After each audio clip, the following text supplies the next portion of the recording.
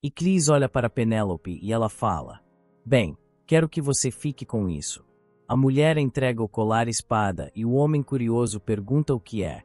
A protagonista então fala: Pode parecer um brinquedo, mas é uma espada. Pegue-o e coloque um pouco de mana nele. Você pode fazer isso, certo? Iclis pega o colar e, olhando com curiosidade, ele usa mana e de repente o colar se transforma em uma espada real, o surpreendendo. Ele olha totalmente surpreso, assim como a protagonista. Segurando a arma, o jovem pergunta: Mas, por quê? E com uma feição determinada, Penélope diz: Aqui no Império de Inca, não é apropriado que um escravo de um país derrotado tenha uma espada mágica. Mas se você não tiver mudado de ideia sobre me ter como sua mestra, então o cavaleiro que eu vou ter ao meu lado a partir de agora vai ser somente você. Iclis fica com um olhar totalmente surpreso e Penélope pergunta: O que você me diz? Vemos então que essa fala dela foi imitando algo parecido com o que a Yvonne diz no jogo. Que manipuladorazinha safada. Voltando à história, a protagonista então pergunta: Você aceitará essa espada ou permanecerá como um escravo? Escolha.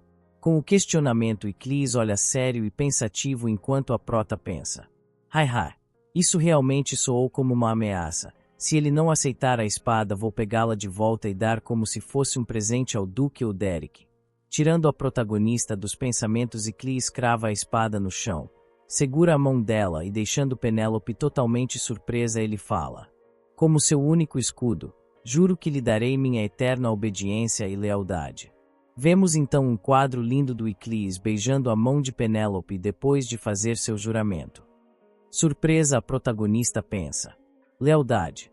Mas no modo normal, ele fez um juramento assim para Yvonne, só que oferecendo também obediência e amor. A prota então pensa: Não, é só a situação que é diferente. Vemos a favorabilidade de Iclis em 40%. Com uma feição séria, Penélope continua a pensar: Não me traia, Iclis. Sua traição pode fazer com que a morte seja o meu único final. Essa última parte é uma referência ao nome da obra, bem legal. Voltando à história, o cenário muda e vemos a protagonista parecendo um pouco preocupada enquanto o Duque a encara totalmente sério.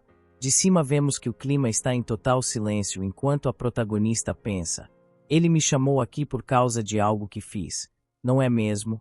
Não sei o que poderia ser, porque há muitas razões para ele me chamar. 1. A discussão com o Reynold. 2. O que aconteceu no campo de treinamento. 3. A quantidade de caixas de espadas de madeira que eu comprei com o cheque em branco. O Duque então pergunta se Penélope gostaria de tomar um chá e ela diz: Se você me der um pouco, eu agradeceria. Uma xícara de chá começa a ser servida por uma criada enquanto a prota pensa que, pensando bem, é a primeira vez que ela toma chá com um personagem do jogo. Toda vez que eu vim aqui era para resolver problemas, pedir desculpas por meus erros, salvar minha vida e partir o mais rápido possível assim que a conversa terminasse. Até um tempo atrás, eu nem sequer era tratada como uma igual. Agora que as coisas estão assim, eu não sei se me sinto aliviada ou apreensiva. O Duque então serve o chá e diz aqui. A protagonista agradece e o homem a chama pelo nome.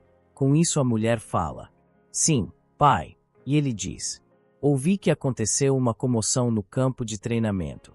A prota pensa que no fim foi a opção 2 e diz: Sim, tive alguns problemas com os cavaleiros, sinto muito. O homem então fala que gostaria de ouvir a história toda e Penélope diz: Foi exatamente como lhe disseram. Com isso o Duque fala: Você não sabe o que eu ouvi. A protagonista então diz: Eu apareci sem aviso no campo de treinamento e disse ao Iclis para estrangular um cavaleiro. Se você me chamou aqui para perguntar se esse relatório é verdade, então sim, ele é. O Duque não fica nada feliz ouvindo o que Penélope acabou de dizer, mas sem se importar ela continua a falar. Se você me ordenar a cumprir um confinamento solitário como punição por ferir um membro dos cavaleiros da família Eckhart, eu aceitarei. Ficarei em meu quarto até quando você desejar. Mas não acho que fiz algo errado desta vez, pai.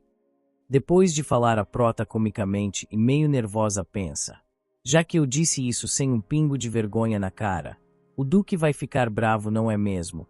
Se eu ficar no meu quarto, perderei o concurso de caça que ele mencionou na hora do almoço. É um evento ao qual comparecem apenas famílias nobres e respeitáveis, mas como não sou a filha verdadeira, isso pouco importa para mim. Uma vez que todos os protagonistas vão se encontrar lá, exceto o Iclis, haverá 4 vezes mais chances de algum perigo me cercar.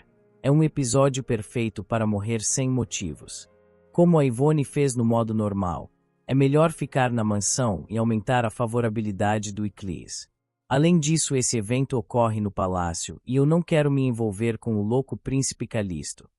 Depois dos pensamentos da Prota, o Duque fala: você quase matou um cavaleiro da família e mesmo assim você diz que não fez nada de errado. Com firmeza, a protagonista diz que sim, fazendo o homem suspirar e perguntar: muito bem, então, por que você ordenou que sua escolta fizesse isso? Penélope fica surpresa com a pergunta do homem.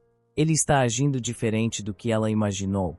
Após isso, o mestre do ducado então fala: você nunca esteve interessada em nossos cavaleiros, não faria uma coisa dessa sem um motivo.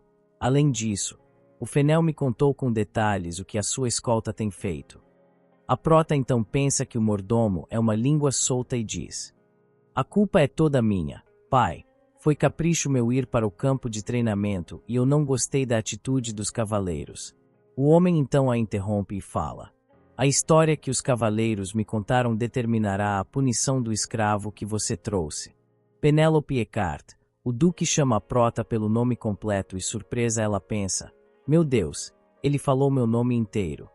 O Duque então fala: em nome da família Eckhart, vou lhe pedir para me contar o que aconteceu pela última vez. Escolha suas palavras com sabedoria. Esbravejando, o homem grita: se você não falar, eu vou ter que chutar o escravo para fora da posição de aprendiz, já que ele foi a causa de toda essa confusão sem saber o seu devido lugar.